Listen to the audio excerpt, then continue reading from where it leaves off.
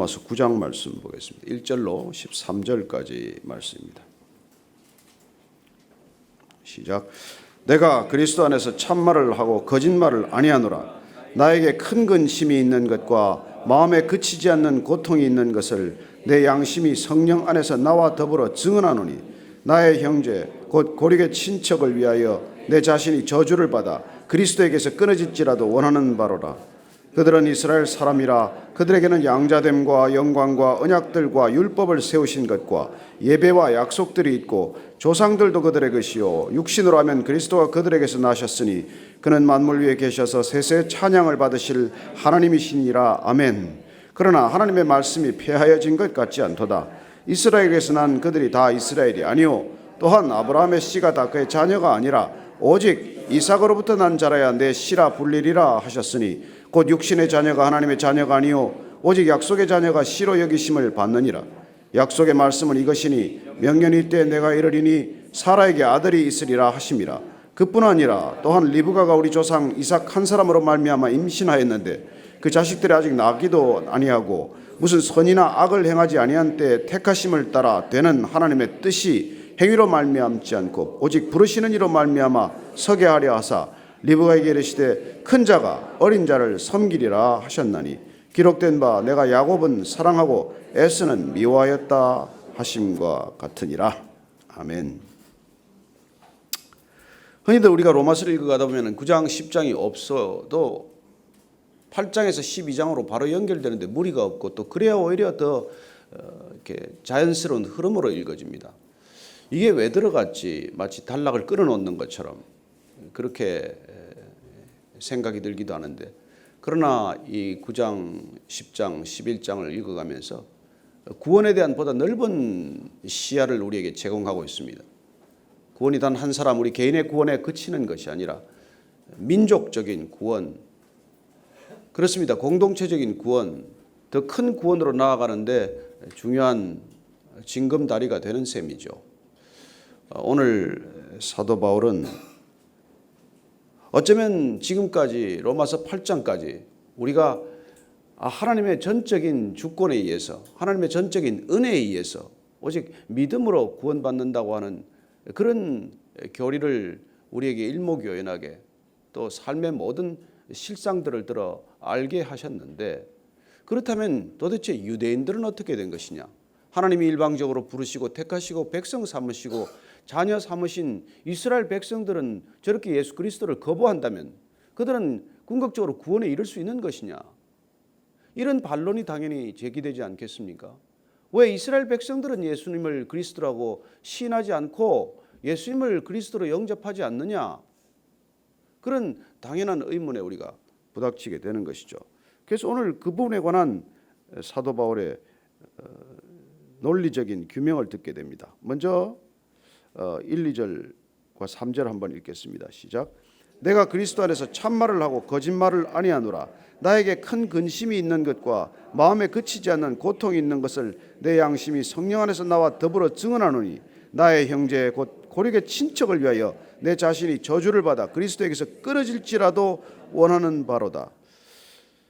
사도 바울이 그야말로 논리적인 그런 명쾌한 논리적인 두뇌를 가졌다고 해서 그의 심장이 논리적인 두뇌만큼 차가운 사람은 아니라는 것을 우리는 이 짧은 말씀 가운데 듣게 됩니다.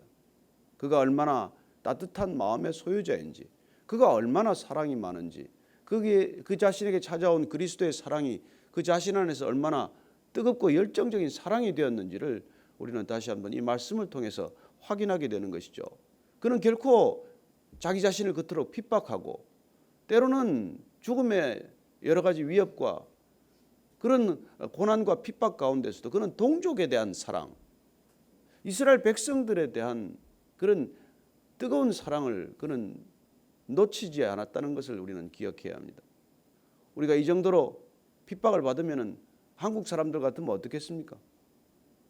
아유, 이민 가고 말지 뭐. 이 나라 이 백성들하고 그냥 인연을 끊고 말지 뭐. 그러나 그는 끊임없는 핍박을 받았지만, 그러나 결코 그는 동족이 구원받아야 한다는, 이스라엘 백성들이 구원에 이르러야 한다는 그 사랑의 끈을 놓치지 않았습니다. 마치 우리가 로마서 8장에서 보았듯이 누가 우리를 그리스도에서 사랑에 끊으리요.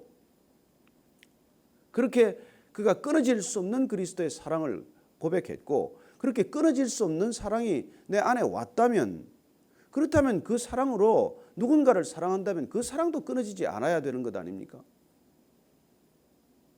여러분, 끊을 수 없는 사랑을 우리가 받았고 그 끊을 수 없는 사랑이 우리가 묶여 있는데, 우리가 누구를 사랑한다면, 그리스도의 사랑으로 사랑한다고 우리가 고백한다면, 그러면 여러분 그 사랑이 끊어질 수 없다는 것이 입증되어야 하지 않겠습니까?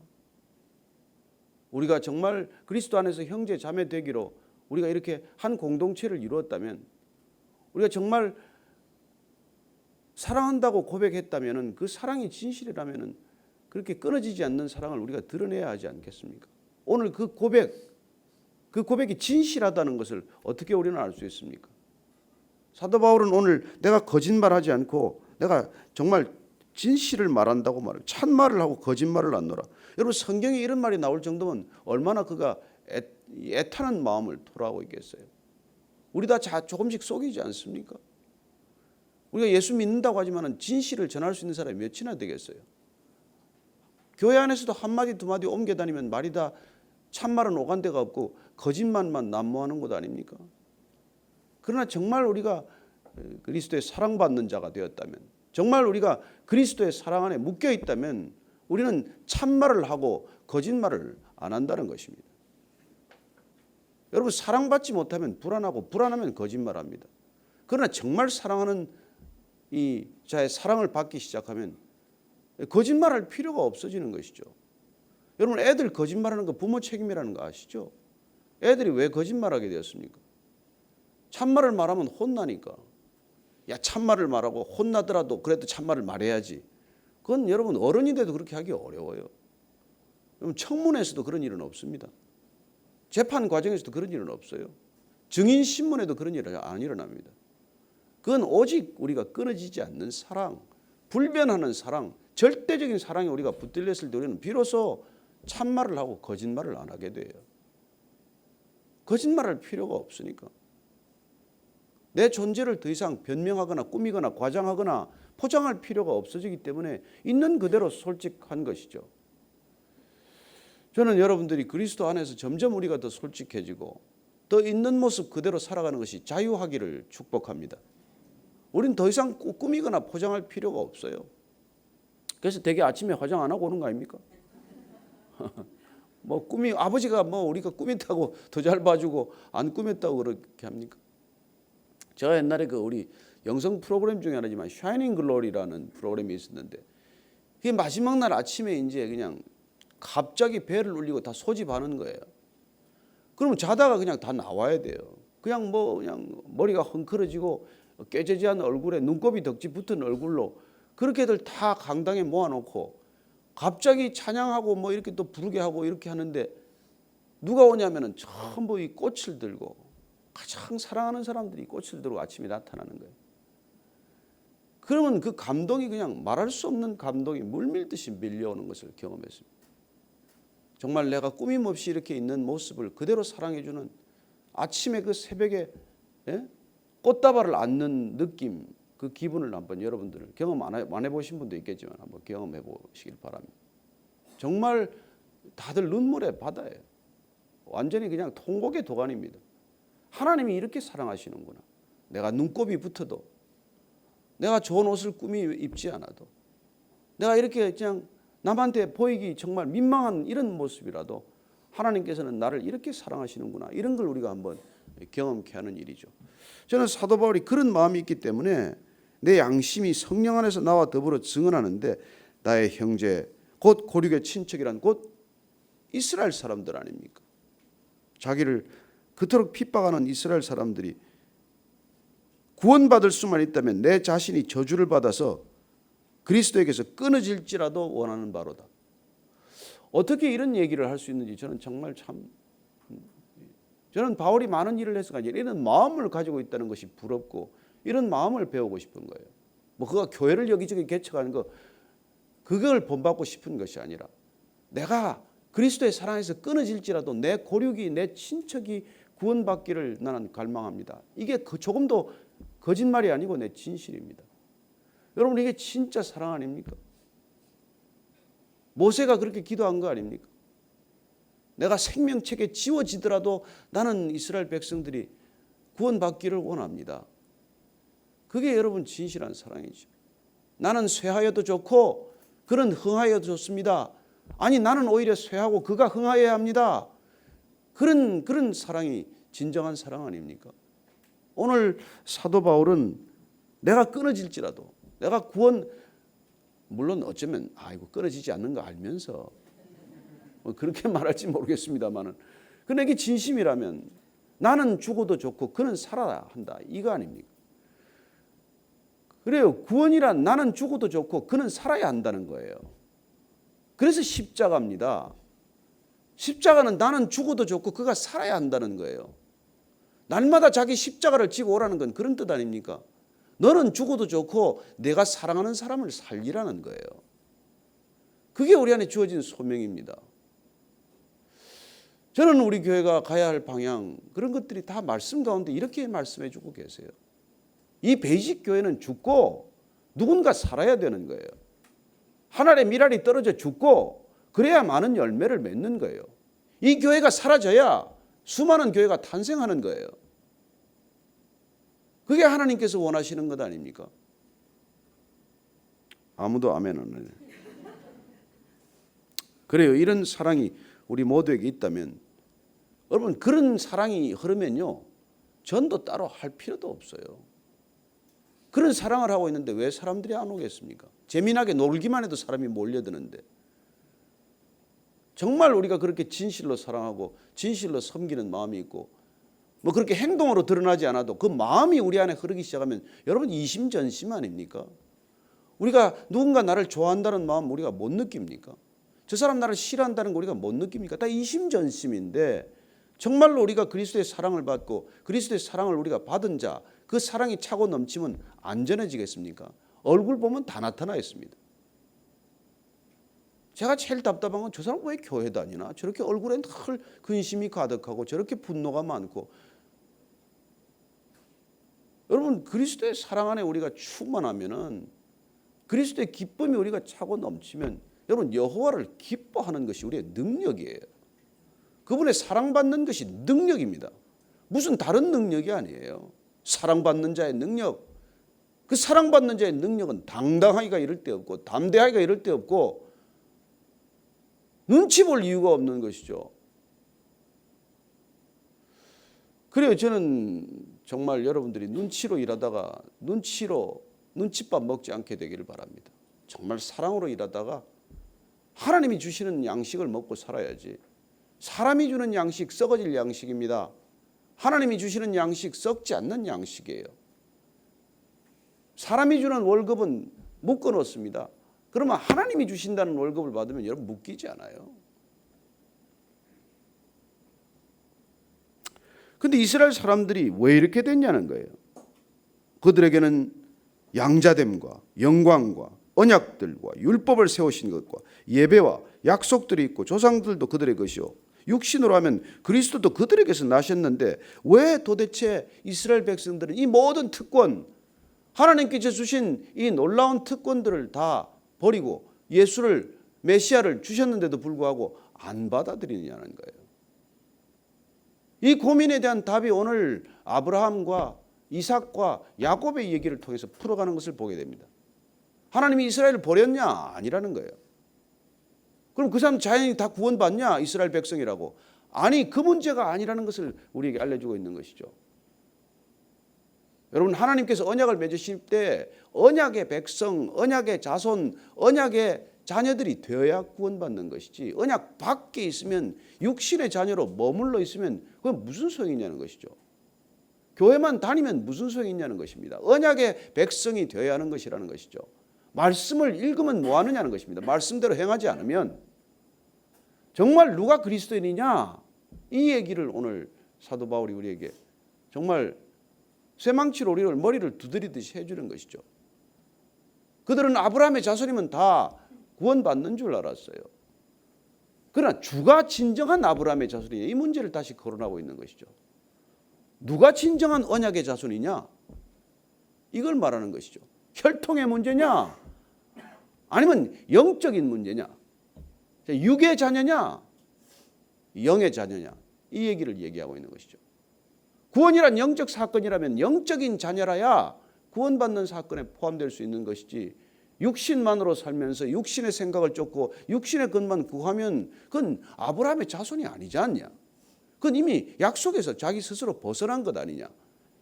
그렇게 우리에게 풀어주고 있는 것이죠. 그 7절 이하를 한번 읽어보십시다. 시작. 또한 6절을 우리가 안 읽었는데 6절요. 시작. 그러나 하나님의 말씀이 폐하여진 것 같지 않도다. 이스라엘에게서 난 그들이 다 이스라엘이 아니요. 그 말이란 말이에요. 말씀은 폐하지 않았어요. 왜 구원한다고 구원하지 않습니까? 그렇게 말씀이 지금 폐해진 게 아니다. 말씀대로 안 된 게 아니다. 누가 이스라엘이냐? 진정한 이스라엘이 누구냐는 것이죠.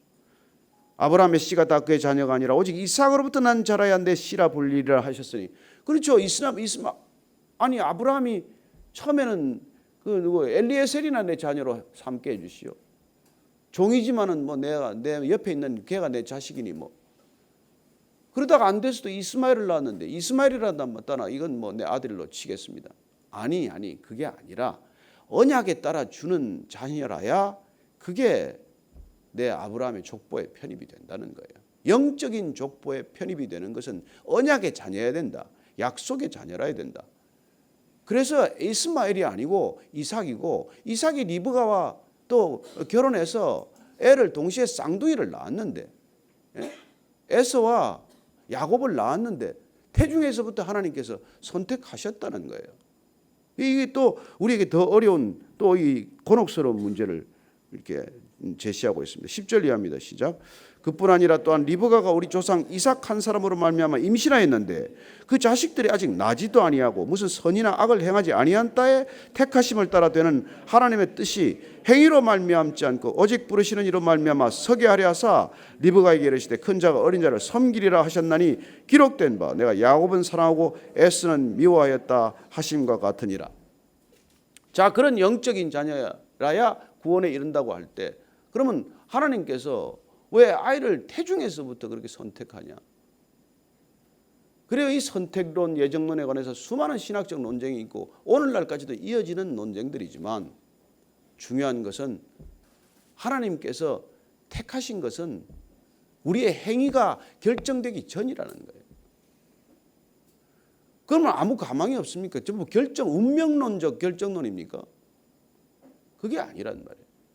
그걸 우리는 성경에서 곳곳에서 보게 됩니다.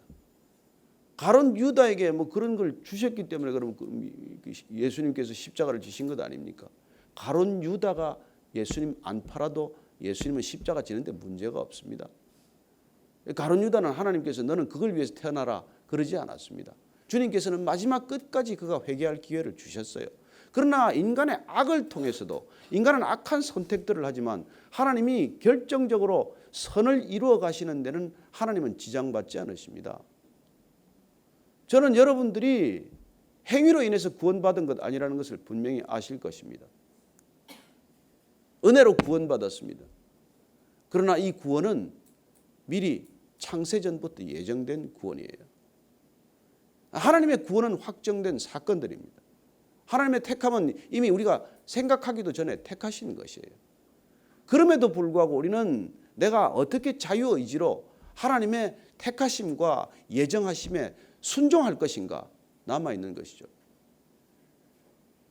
우리는 끝까지 구원의 길을 열어놓으신 하나님의 은혜를 붙들고 가야지 내 자신의 행위로 돌아가는 어리석음을 범해서는 안 된다는 것이죠. 우리는 끝까지 궁극적으로 내 공로에 의해서 구원이 더 확실해지는 것도 아니고 구원이 더 희미해지는 것도 아니에요. 구원은 하나님의 일방적이고 주권적인 결정 사항입니다. 그럼에도 불구하고 저와 여러분들이 그 구원을 더 확실하게 하기 위해서 날마다 애쓰고 수고하는 삶을 사는 건 아니라는 것입니다. 그 분명한 구원, 은혜로 받은 구원이 너무 감격해서, 너무 기뻐서 새벽 예배도 하고 저녁에 가서 가정 예배도 하고 성경도 읽고 암송도 하고 전도도 하고 하는 것이지, 그렇게 여러분들의 종교적 행위가 쌓이고 쌓일수록 구원이 더 분명해지고 구원의 밧줄이 한 가닥 내려오다가 두 가닥 내려오고 그런 일은 없다는 것입니다. 도대체 무슨 야곱이 에서보다 무슨 뱃속에서 무슨 더 대단한 일을 더 잘해서 그가 택함을 받았습니까? 그러나 하나님께서는 영적인 계보, 하나님께서 이 영적인 구원 사건을 위해서는 하나님께서 이미 예정하시고 택하시고 부르시는 한 사람들을 의롭다 하시고 의롭다고 하신 사람들을 또한 영화롭게 하신다. 그래서 구원을 완성해 가신다고 하는 그런 교리를 우리에게 설명해 주고 있는 것이죠. 그렇습니다. 저와 여러분은 어떤 계보에 속하실 것입니까? 우리가 그냥 오늘 이 말씀을 따른다면 우리 모두가 교회다 나오죠. 교회다 나옵니다. 그러나 우리가 어떤 영적인 계보를 따라 살아내느냐에 따라서 우리는 전혀 다른 길을 갈 수 있는 것이죠. 하나님께서 저와 여러분들을 부르셨다는 것 다시 한번 기억하시고 은혜로 구원받으셨다는 데 대한 믿음이 흔들리지 않게 되기를 축복합니다. 그러나 끝내 우리가 하나님의 그 예정된 구원, 택하신 구원, 그리고 완성하시고자 하는 그 구원을 우리가 끝내 거부한다면 마지막 결정하는 것은 우리가 그렇게 달려가는 길이 있다는 것입니다. 멸망의 길이 있다는 것입니다. 심판의 길이 있다는 것입니다. 가룟 유다가 그렇게 달려갔듯이, 그리고 수많은 그리스도인들이 잘 시작했다가 마지막에 끝내 그 구원의 밧줄을 스스로 잘라버리고 마치 나락으로 떨어지는 사람들처럼 그런 인생을 마칠 수 있는 사람들이 있다는 것이죠. 가룟 유다나 베드로나 실족하기는 마찬가지 아니었습니까? 그러나 베드로는 끝내 하나님의 구원의 밧줄을 놓치지 않았고, 그리고 돌이키고자 하는 하나님의 음성에 순종했고, 끝내 그는 가장 위대한 사도가 되었지만 가룟 유다는 끝내 그걸 거부하고 끝내 어둠을 택해서 그는 밤의 어둠 속으로 달려나가는 모습을 보게 됩니다.